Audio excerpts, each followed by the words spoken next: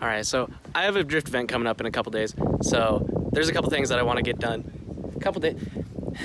I didn't want to say tomorrow because the videos would, there's a week apart. Fuck you, okay? I've got a drift event tomorrow, so there's a couple things that I want to get done on the TI. The biggest thing I want to get done today is gutting the rear interior on this thing. I know the community is kind of split on gutting the interior of drift cars. I'm not a huge fan of like a fully gutted drift car, and like I kind of like having full interior in drift car, but with this car I need as much weight savings as possible, so I figure I'm just gonna keep like the front half of the interior in and then get rid of the back half just so I can have like more storage, less weight in the rear. It'll be easier to slide around, I think.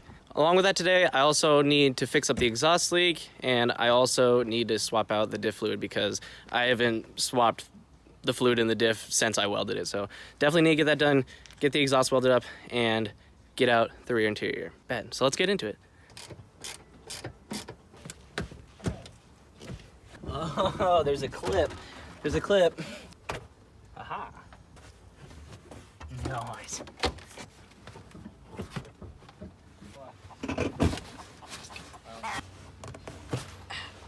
There we go. Don't spill the crumbs. This thing has so many crumbs in it. Can they see that on camera? Yeah, this shit's so fucking dirty. All right, and just like that, that bit of the interior's out. Let's get out these seat belts. The back of this car is so goddamn dirty. Oh my god.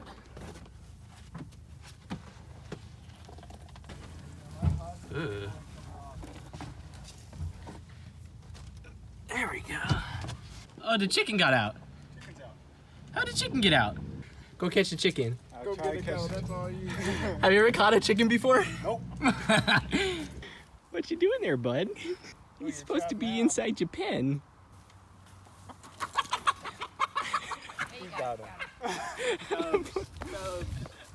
After getting that sound deadening out though, it revealed this rat nest of wires from this sub that the dude wired in. I'm probably not going to take these out for now, but I'll probably roll them up and try and like tuck them away just to keep it looking somewhat nice back here.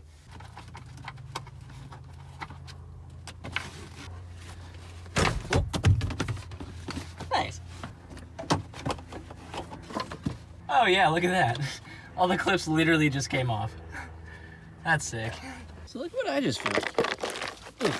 I was taking out the cubbies in the back of the TI and I found this OBD1 scanner. I don't know why there's an OBD1 scanner inside this car though, because it's OBD2, but this is like the first time I've actually seen one in person. Hey, I'll buy that from you. Really? Do you need it? OBD1. I mean, you can just have it, honestly. But I got the majority of the stuff out of the way. The only things that I have left to do are these seat belts, and then I'm gonna take the entire speaker system out of the rear because there's just no radio in this car, so there's no reason to have them. Ooh. Nice.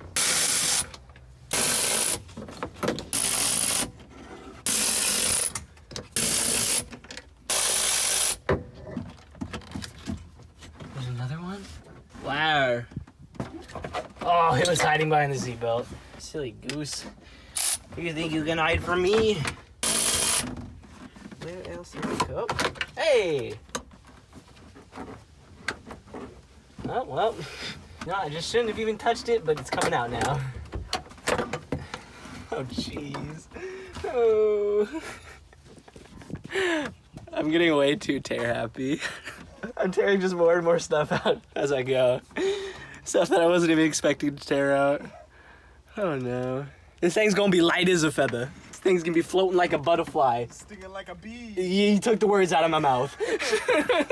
Alright, so I got everything gutted out of the rear. So along with the rear carpet, rear seats, panels and all that, I ended up taking out the antenna little module thing because the antenna was already broken, so that doesn't matter. Then I also took out the amplifier from over here and then kind of just tried to take out as much stuff as I could. It's honestly not that clean up here. It's actually super dirty. There's even like a little rust spot right there from I don't even know what. It seems like it's just surface rust, so it's not that bad. But yeah, overall, I'm pretty surprised. I did some research online, and I think overall, like the stuff that I just took out, I think I should be down about another like 75-ish pounds.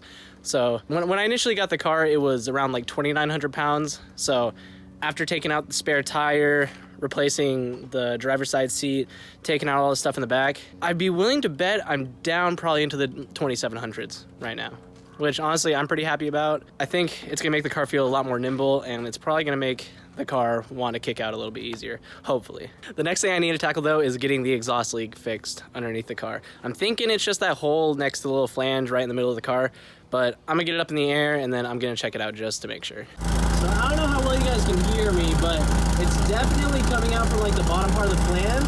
And then you can see on this front portion of the pipe right here next to the flange, there's also a little hole right there. So I don't even know if I'm gonna waste my time getting the exhaust out of the car. I'm probably just gonna loosen up the flanges, take them apart, and then just try and weld up that hole while it's still in the car. I don't think it should be too hard because thankfully it's on the side and not like on the top or anything like that. So it should be fairly simple to just put a glob on there real quick. And then I'll probably end up cleaning up the two ends of the pipes a little bit and then smushing them back together and just tightening down that flange. And hopefully it'll fix the exhaust leak. So I made an oopsie welding up the exhaust. I pulled back the flange in order to have better access to the hole. And after welding a little bit, I had like an aha moment, and I can't slide the flange back up to be able to bolt it up. So I'm gonna have to grind down those welds, and I'm gonna have to figure something out.